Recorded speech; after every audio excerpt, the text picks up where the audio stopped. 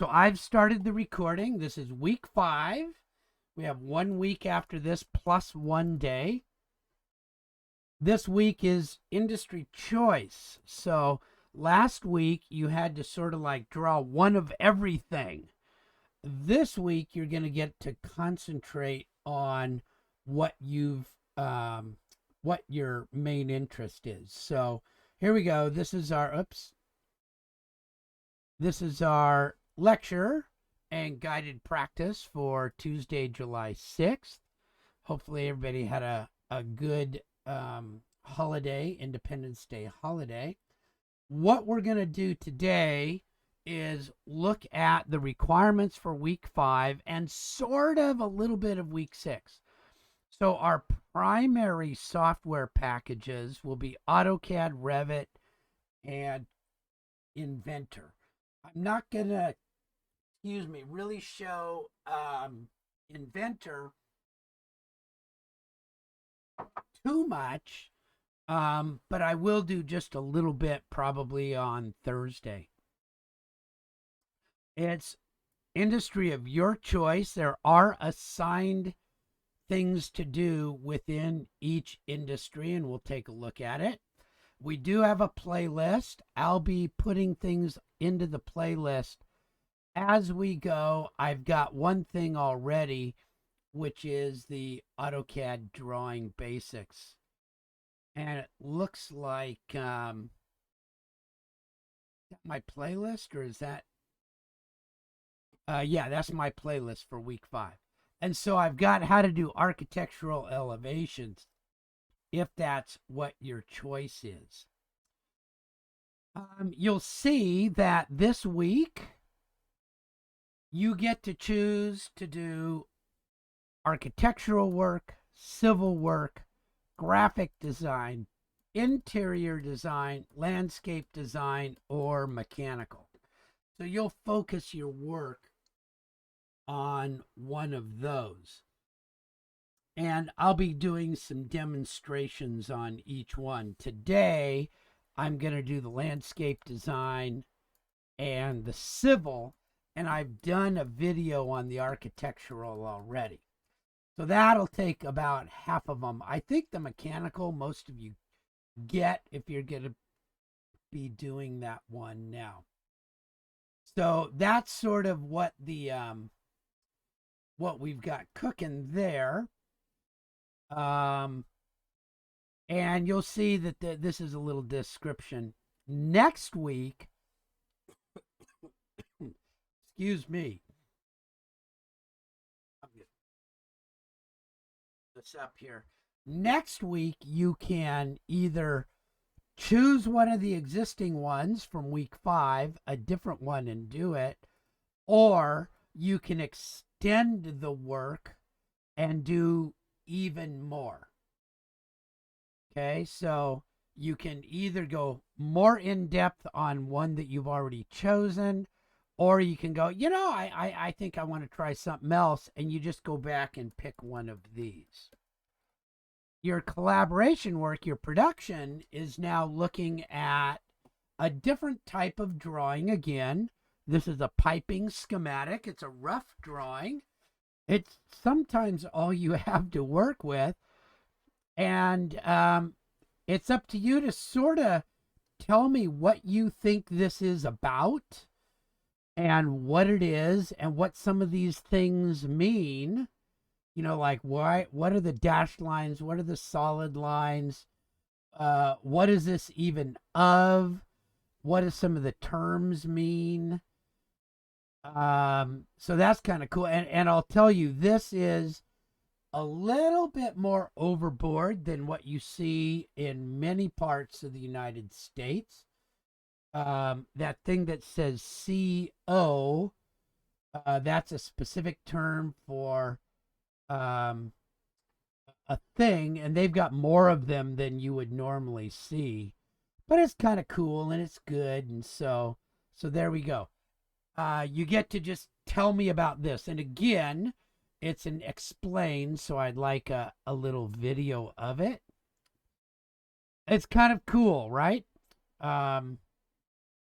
And then the other one is going on from what we did last time. They're your workplace skills. And so last time I gave you a job description and you did some work to it. This time you're going to look for a job description and see. And your keywords that you use for a search are so important to finding a job that's looking for the skills that you're most interested in or you're best at. So you'll do, like, for instance, I'm looking for an interior design job, and the keywords I want CAD and color match, and you just tell me the keywords, and I'd like something that you learned in this class. So 2D CAD, elevations, cabinetry, tracing, whatever it is, the keywords that you'd like to use, and then see what you get. Use Indeed.com, plug in some of those keywords, and just find how many jobs really match. And you can't just count jobs. You got to sort of read some of them, because the matches, whoops, that going haywire on me. The matches are sort of funny, and so you have to really look through them. Usually, I find for an entry level position when I'm doing one of these searches that I'll find maybe 5 out of 30 that really are a match, especially at like an entry level, not looking for, a supervisor or somebody to run a department or something like that. So this is kind of just working along on what you did last time, taking one more step. Let's see. Your template this week is fairly simple. This is the same as we always do. So you'll show your work and you'll fill this stuff out and put this in here. But then, it's hard to make a template. So I'm looking for 3, 4, 5 drawings or progress prints of your drawings. So some of the projects have multiple drawings to do, and some of them are like 3D models, and you might want to make like, oh, okay, well, here's where I modeled this part and this part and this part, and then I put them all together. So just sort of looking this over, you'll just put your work here, and what you'll do is you'll place the image of whatever gave you the technical stuff. So you might have the same image over and over and over. You might have different ones. So it's kind of a loosey-goosey template this time. Although, as always, we have our executive summary to do. Okay, here's the folders again. I put the folders all over the place, right? You can get to the folders up here. You can get to the folders down here. Here they are again. So you can get to them kind of all over the place. And so now let's take a look. In architectural, for example, each one has something called a README that has the directions. And if there are drawings that are helpful, you can do those. Now here, you've got a section drawing if you do it in CAD, and you've got an architectural project template if you do it in Revit. So as an example again, it's from the CAD workbook. You can go to it and find these. But it's make the floor plan, space plan, and roof plan. Well, you've essentially done those, but now you want to make them separate. You should have a separate floor plan, a separate space plan, and a separate roof plan, all in one file. And in my demo tutorial, it shows how to do that. And I'm asking for 2 elevation views, a minimum of 2. Once you've got those done, go back to the discussion board and make a detailed drawing of the eave and footing detail. And then put them on a B-size sheet. So you're going to have 1, 2, 3, 4, 5, 6, 7 views or 7 mini drawings to go into what's called a set. Now, the other thing you can do, that's using your existing previous work, because this is done, this is done, this is done. And so you got a little bit new drawing. Or you can do it in Revit from scratch and then do these detailed drawings and bring them in. Or if you really just want to get wild, you can do the Minecraft construction project. Okay, and this is a project that teaches you about construction. So I know that one of you, I don't remember, I think Cecily is a construction management major. And this is something that we did about a year ago, and I've been doing it every semester. And it's just really cool. It's amazing what you can do in Minecraft. So if you're a Minecraft fan, you can do this. It is in Minecraft Educational, which is not quite, well, in some ways it's more powerful than Java, but not as much. Sorry about that. But you get to go through, here's just some Minecraft stuff, but you get to go through, okay, finding your site. We give it to you. We tell you where your site is, and we tell you your lot that you've been given. And so that's what it looks like. And here's your lot. So you have to go identify points on it. And then you have to excavate, fill with gravel, fill with sand, walk the site, stake it with columns, and make a little annotated drawing like this. And then you have to walk the site and kind of figure out what everything is and compare your drawn plans to what's actually there. Clear and grub it. That means get rid of all the vegetation that's in the way. And then you have to excavate it for sand, gravel, sand, and foundation. Put in your foundation. And then you have to build to this plan. Okay, and when you're all done, you get something. So you can do that, and that's a 2-week project. And it's really, it's amazing. And if you're a Minecraft pro, you can get this done and really do some cool extra stuff, especially landscaping, and if you've got shaders and stuff. So that's an option. You've got, if you want to do architecture, you've got 3 options. Just continue working with what we've done last week. Floor plan, roof plan. You can do that same project in Revit, or you can go do this Minecraft thing. Kind of fun. If you do a civil project, this one's really cool. This is a job that I did.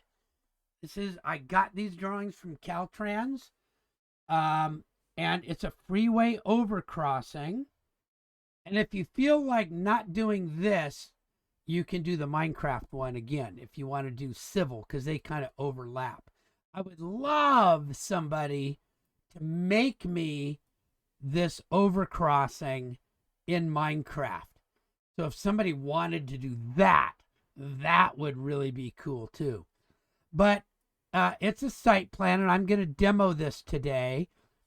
And you want to get your site plan made and constructed this week, and then next week it was actually a landscape irrigation plan.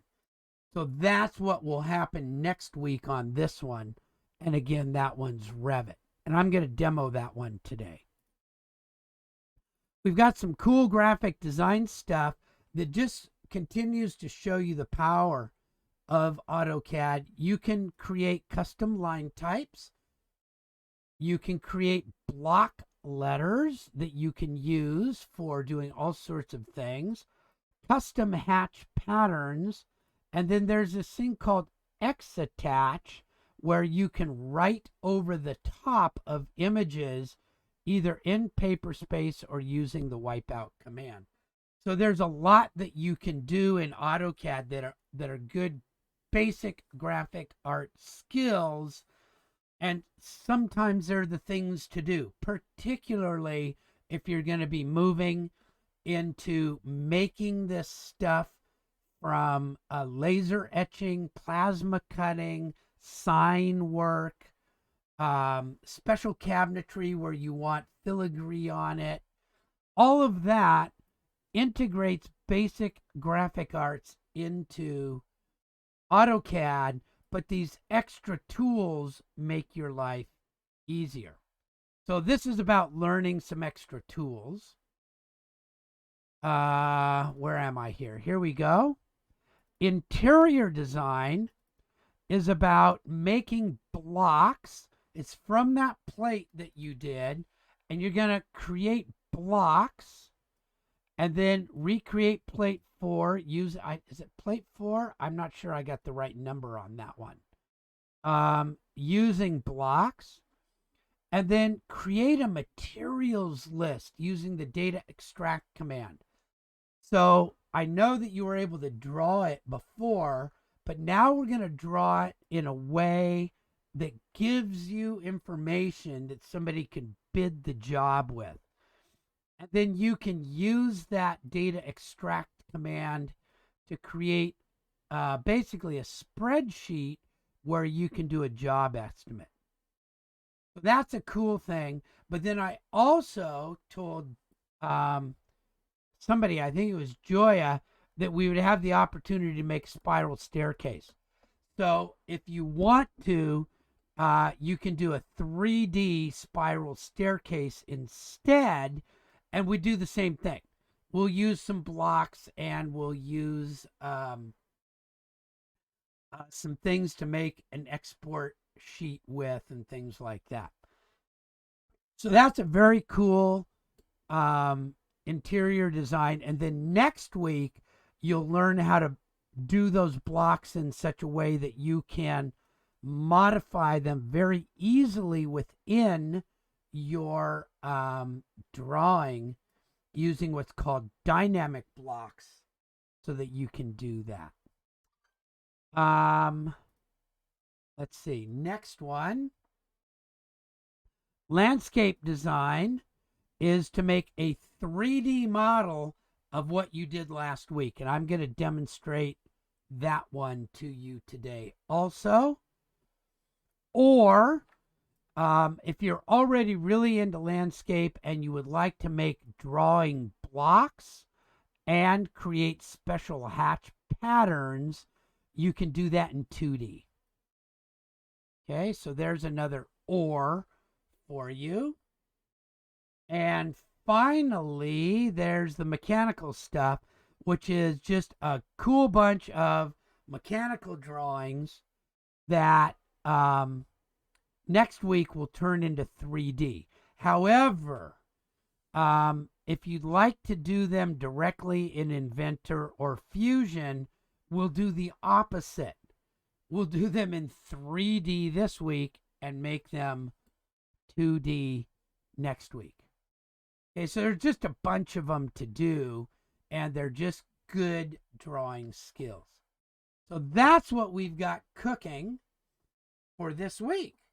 You've got your choice, right? And you know, I don't think it's super heavy duty. I think you can get it done this week without too much problem. And as always, it's all just about practice and getting better as you go. And so that's really what I'm looking for. I think everybody in this course is doing nice work. Nobody's in jeopardy of getting a bad grade. So hopefully you'll just enjoy this week. Any questions on that so far?